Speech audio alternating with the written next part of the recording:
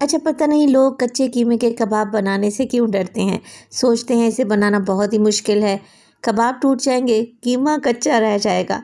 यकीन करें, ऐसा परफेक्ट और आसान तरीका आप लोगों से शेयर करूंगी कि कबाब बनाना तो आपको बच्चों का खेल लगेगा। बिस्मिल्लाहिर्रहमानिर्रहीम, अस्सलामुअलैकुम। खुश रहें, आबाद रहें, जहाँ भी रहें हैप्पी रहें और हेल्दी रहें। तो मैं हूँ फ़ायज़ा और वेलकम करती हूँ आपको चटपटे पकवान में। आज बनाएंगे जी विंटर स्पेशल बहुत ही टेस्टी चटखारा कबाब। ये बाइट साइज चटखारा कबाब एक बार बना लें, यकीन करें ये आपकी दावत के मेन्यू में ऐड हो जाएंगे और आप हर बार इन्हें बनाएंगे क्योंकि ये बनते ही इतने टेस्टी हैं। तो रेसिपी को एंड तक देखें और अगर अच्छी लगे तो लाइक भी कर दें। जायकेदार चटखारा कबाब बनाने के लिए मैंने ले लिया है कीमा। अच्छा, कीमा है तकरीबन 750 ग्राम या कह लें 3 पाव के लगभग। बीफ का कीमा इस्तेमाल कर रही हूँ, आप मटन का भी कीमा ले सकते हैं। कीमा लेकर आप लोगों ने वाश नहीं करना, गोश्त ले लें और उसे धोकर फिर कीमा बनवाएं।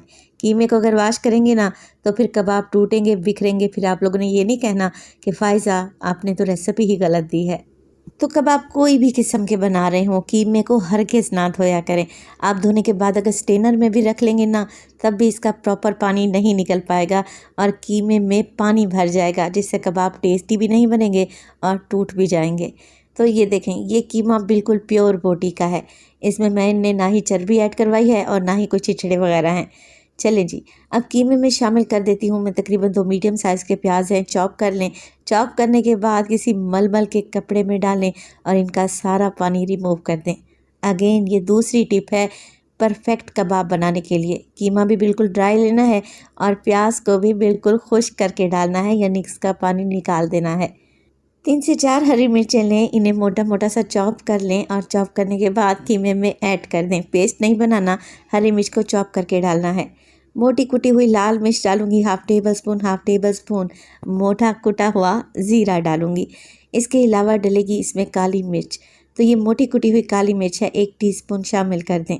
धनिया मोटा कुटा हुआ, यानी कि एक बीज के सिर्फ 2 दाने हो जाने चाहिए, 2 टेबल स्पून भर के डाल दें। चटखारा कबाब बनने जा रहे हैं तो इसमें डलेगा लेमन। 2 बड़े साइज़ के लीमू ले लिए हैं जिनका जूस तकरीबन 3 टेबलस्पून के करीब तो होगा। ये डालेंगे ना तो चटखारे ही लेते जाएंगे। ये कबाब को इतने चटपटे बनेंगे कि यकीन करें इनका जायका आपके मुंह से नहीं जाएगा। अच्छा जी, फ्रेश लेमन जूस के साथ साथ मैं डालने लगी हूँ ढेर सारा बारीक कटा हुआ हरा धनिया। 1 टेबलस्पून इसमें डालूंगी लहसुन का पेस्ट, अदरक नहीं है, सिर्फ लहसुन का पेस्ट डाला है। पुदीना डालेंगे 2 से 3 टेबलस्पून मोटा मोटा काट कर डाल दें और बस अब सब चीज़ों को मिक्स कर लें। मगर यहाँ पर एक चीज़ तो मैं डालना भूल ही गई, वो है नमक, जो कि बेसिक मसाला है। तो नमक डाल दिया है मैंने हाफ़ टेबल स्पून, आप अपने टेस्ट के मुताबिक डालें। अब हमने करनी है यहाँ पे मेहनत और अच्छी खासी मेहनत करनी है, यानी कि यहाँ पर हमने इस कीमे को गूंद लेना है। जैसे आटा गूंदते हैं ना डेली, बस वैसे ही आपने कीमे को गूंदना है। क्या होगा, इससे कीमे का रेशा बिल्कुल बारीक सा हो जाएगा, कीमा आपस में जुड़ने लगेगा, मिर्च मसाले मिक्स हो जाएंगे, कबाब का टेस्ट बेहतरीन आएगा, कबाब टूटेगा भी नहीं। तो सारा काम इसी मिक्सिंग का है और यकीन करें जो इस वक्त मसालों से खुशबू आ रही है ना, मैं आपको बता नहीं सकती। 4 से 5 मिनट के लिए अच्छे तरीके से मिक्सिंग कर लें, तब आप इसमें डाल लें आटा। जी हाँ, ये गंदम का आटा है, चक्की वाला आटा, लाल आटा, कुछ भी कह लें, जिसे आप रोज़मर्रा में रोटी बनाते हैं। तो 1 कप आटे का इस्तेमाल कर रही हूँ। आटा तो हर घर में मौजूद ही रहता है, इसलिए आसान से आसान रेसिपीज़ देती हूँ ताकि आपको मसला ना हो। अच्छा, अगर आप लोग आटा नहीं डालना चाह रहे तो भुने चने का आटा डाल लें, मकई का आटा डाल लें या जौ का आटा भी डाल सकते हैं, जो आप लोगों के पास अवेलेबल हो। आप मैदा भी ऐड कर सकते हैं। मकसद यही है कि कबाब को हमने बाइंड करना है, जोड़ना है। ऊपर से ये कबाब क्रिस्पी रहेंगे और अंदर से एकदम सॉफ्ट और जूसी। खाने में तो इनका जवाब नहीं, इंतहाई चटकारेदार बनेंगे। तो 1 कप आटा थोड़ा थोड़ा करके मैंने ऐड कर दिया है। अब माशाल्लाह आप कीमे की बाइंडिंग चेक करें, अच्छे तरीके से बनने लगा है, तो इसका मतलब है कीमा एकदम परफेक्ट है। तो 3 पाव कीमे में मैंने 1 कप आटे का इस्तेमाल किया है। चलें जी, अब ये कीमा बिल्कुल रेडी है कबाब बनाने के लिए। हाथों को हल्का सा ग्रीस कर लें ऑयल की मदद से और छोटी छोटी सी गोलियां बनाना स्टार्ट कर दें। कबाब बहुत ज़्यादा बड़े बनाकर नहीं तैयार करेंगे क्योंकि ये कच्चे कीमे के कबाब हैं।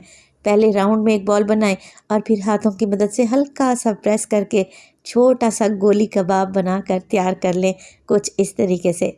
इसी स्टेज पर अगर तो रेसिपी आप लोगों को ज़रा सी भी अच्छी लग रही हो, रेसिपी को लाइक कर दिया करें और चटपटे पकवान को सब्सक्राइब भी कर लें।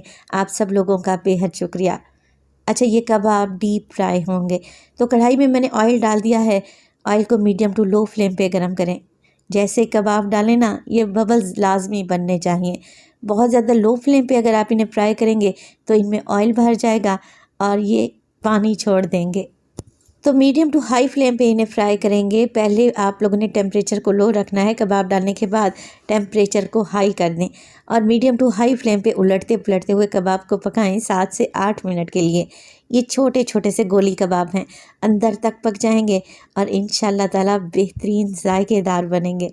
तो देखें 7 से 8 मिनट में ही अच्छा सा गोल्डन सा कलर आ गया है।